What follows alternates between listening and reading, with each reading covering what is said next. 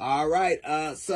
Any number of people have tried to contort themselves to make what is happening to Donald Trump normal, trying to normalize it. Like we've had people from the evangelical right comparing what is happening to him to what Jesus went through, even though Jesus died for our sins, he's being prosecuted for his.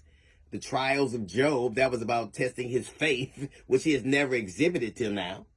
But now in the financial realm, including the dickhead from Shark Tank, who was telling us it's a victimless crime and that everybody in the real estate industry does it. Well, okay, it'll be interesting to see what the feds do with that now, since you've admitted it.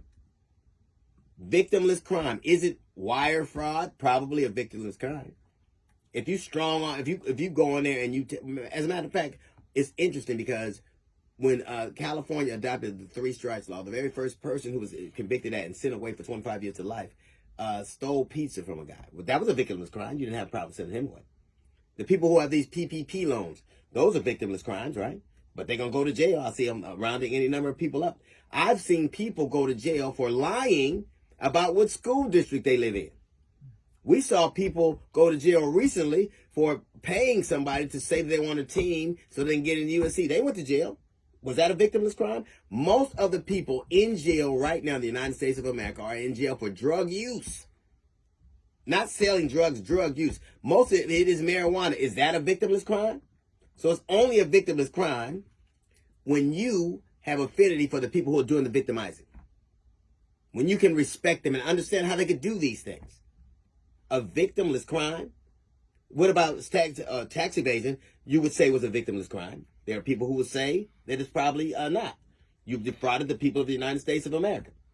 I can say this for sure. It's easy for you. If you lie on your application, you lie on your assets, and you get a loan based on a lie, it is interesting when you contrast it with that with black people who tell the truth on their financial forms all the time and still can't get loans.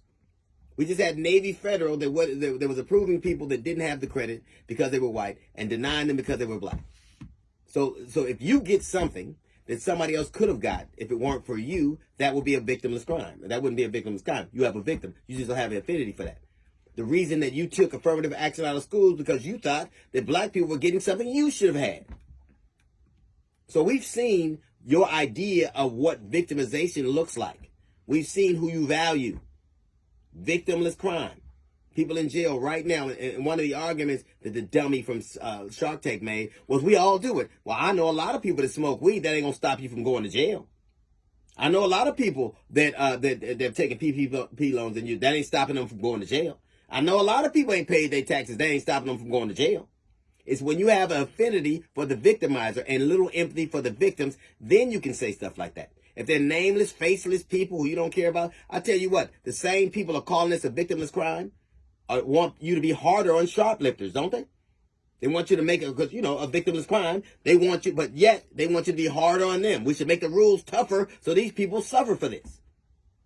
Isn't it ironic that the very same people that are saying Trump defrauding the people of New York and the people of the United States out of hundreds of millions in dollars, and they would write that off as a victimless crime, have no problem assigning the death penalty to a man who forged the 20?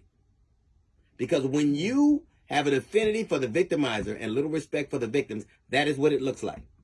Trump can steal hundreds of millions of dollars, has lied in every kind of way possible, has defrauded people every kind of way possible. That's a victimless crime.